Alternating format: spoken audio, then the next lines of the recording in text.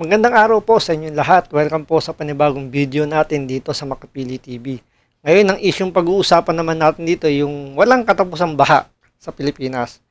Mantakin nyo na sobra-sobra na yung ginagastos ng gobyerno natin para sa mga flood control project, especially dito sa Metro Manila, pero yung baha lalong tumitindi. Imbis na babawasan, lalong sumasama.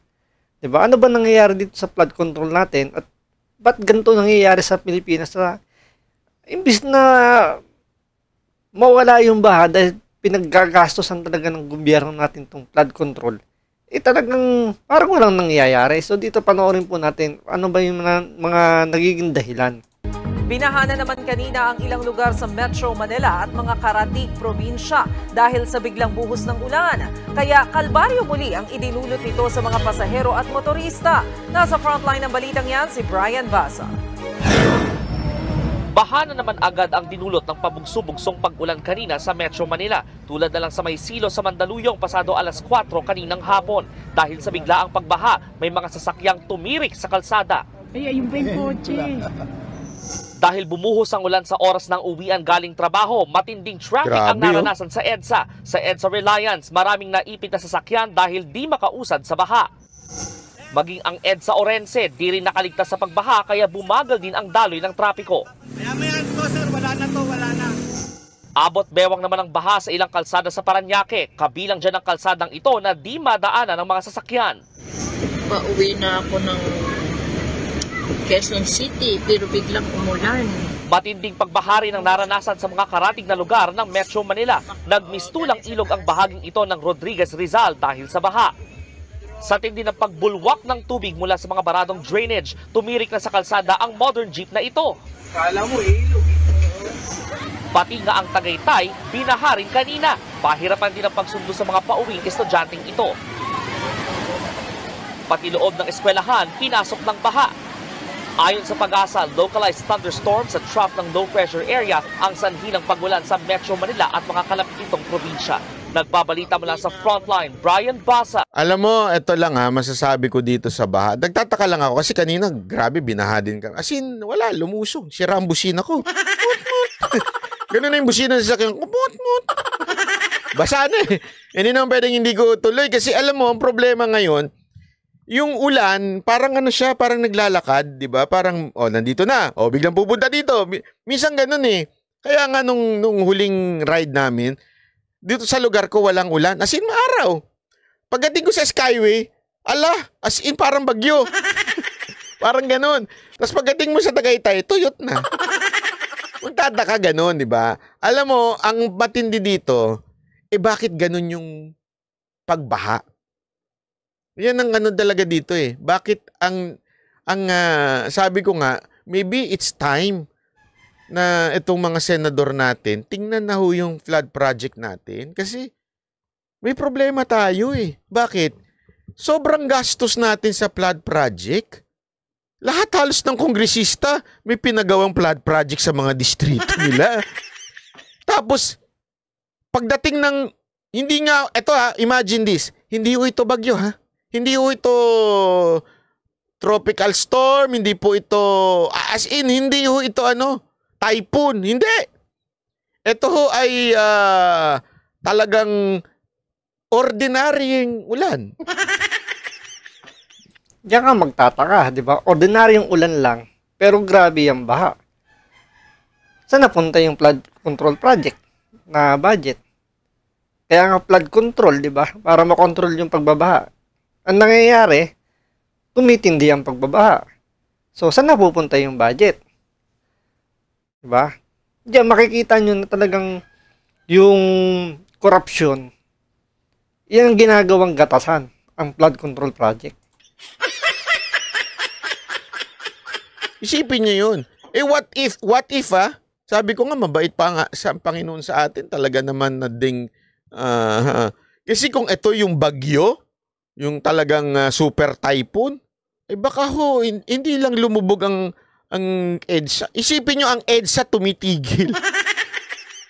NLEX tumitigil. Ganon. Mantakin mo. Paano na kung ito ay super typhoon na talaga magdadala ng tubig? At hindi yung tipong konti-konti lang. Kasi nangyari ngayon, parang umaandar lang eh. Parang ang mangyayari, dadaan sa EDSA, yung bagyo, baha. Tapos dadaan na sa May Rojas, baha. Di ba? Tapos pupunta na ng Cavite, baha. Ganun eh. At least nawawala. Kaya nga sabi ng MMD, hindi mawawala din yan. Dumaan lang si naluha lang yung higante.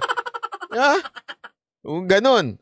Tapos biglang bumabaha na. What if talagang super typhoon? As in, lahat ng lugar umulan. Siguradong matindi ang baha dito. Di ba? Sana, kaya nga sabi ko ay grabe naman to. Kailangan silipin ng mga senador natin yung mga flood project na mga pinapasa ng mga kongresista natin. Yung mga kanilang hinihingi na proyekto na kesyo may flood project, pero bakit para atang hindi nabawasan? Sana nga man lang kung na-retain yung dati. Di ba? Hindi lumala. Ngayon niya, konting lang, wala pang 30 minutes na umulan, bumabaha na. Ibig sabihin, Tsaka hindi lang dapat siguro sa Senado to eh. Alam nyo, tingin ko dapat pag naghihiring sa Senado tungkol dito sa flood control project, dapat kasama yung Commission on Audit dito eh. Tsaka itong ombudsman eh. Kasi, siyempre, ang audit, i-audit yung mga ginagawa na itong mga project na to. So, sila ang nagdetermine kung tama ba yung ginagawa ng flood control project na yan, kung nasusunod ba. Mantakin nyo, doon pala makikita mo na eh. O ba't nagbaha kung nagawa nyo na maayos yung flood control project? Ibig sabihin, may anomalya dyan. Paano nakalusot yan na... Kasi pinalalabas minsan nila dyan na completed, di ba? Completed yung project. Which is hindi naman pala totoong completed. So, paano nangyayari yun? So, dapat sa audit pala nakikita nila yan bago ipasa sa ombudsman para sampahan ng kaso. Nangyayari, wala naman nasasampahan ng kaso. Dahil sa audit pa lang, parang naharang na, completed eh. So, ano yung sasampang kaso? may problema. Parang nga nangyari, hindi talaga ginawa yung flood project. Wala talagang flood project na naganap. Okay? Pero lumabas yung pera. Pangalawa, bakit tila ata yung mabilis accumulate ng tubig, lalong-lalo na yung parang yung basura, parang napunta na sa kalsada. Anong nangyayari sa mga LGU? Di ba ho? Bakit tila atang baha-baha ang mga estero? May problema ho tayo dyan. Baka dinadaan lang sa puro pagpapakit. Kasi isipin nyo etong mga mayor, lalong-lalo na sa Metro Manila, sila ho yung magaling magpapopogi ng mga mayor. Pero bakit ngayon nga ewan ko, Mandaluyong, Quezon City, Rizal, Taytay, magkaiba ba yun? Magkaiba Pares lang yun. Antipolo. Hindi pala sa Antipolo. Sa Rizal lang, sa Taytay. Diyan, bumabaha. Kainta. Quezon City, merong bumaha. Saan pa ba? Pasay, kanina. Daanan namin. Bumaha. Makati, naku po. Ngalala. So, asa na yung fund control? Fund control tuloy. Flood control. Ikaw naman bilis kilos eh. Kaya nga, alam mo, naisip ko nga yan kanina paano na kung totoo, sabihin, hindi naman peking bagyo to. Yung talagang typhoon, wala na. Lubog tayo siguro lahat. Kaya nga plano ko kanina, nagtanong talaga ako, magkano ba jet ski ngayon? Napaisip ako sabi ko, baka mamaya sa pagdating ng panahon, ang pagra-ride, hindi na lang motor, bili tayong jet ski. Mula na! Tara na! Ride na tayo! Kasi alam mo, naisip ko talaga yan kasi kanina, mahirap, nasubukan nyo ba na magmotor ng baha? Oo, makakalusot kahit papaano yung mga big bike, makakalusot yun. Pero lublub talaga yung paa mo doon. Pag uwi mo, kachichas ang abot mo doon. Kahit anong lagay mo pa ng, hindi ka naman pwede magbota kasi mahirap naman yun. Talagang kahit anong tindi mo nung pagsuot sa sapatos, aabutin yun kasi ang lalim Ganun kalalim. Sabi ko talaga, siguro darating yung future. Talagang Ang bibili na ng mga mayayaman. Hindi ako sila. Yung mga mayayaman. Mga jet ski na. Takin mo yun? Nauso kaya sa Pilipinas yun? Paglabas mo ng paglabas mo ng bahay mo pag umuulan. Okay, labas na mga jet ski. Lalong kawawa yung mga nagmumotor dyan. Yeah?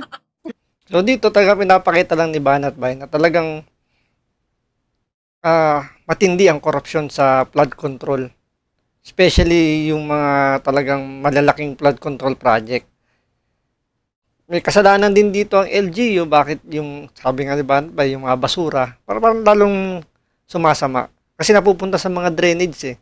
So ibig sabihin, hindi talaga nagagampanan ng maayos yung basura ng mga LGU, lalo na sa Metro Manila. Kasi nga, ang dami niya sinabi, puro nagbabaha.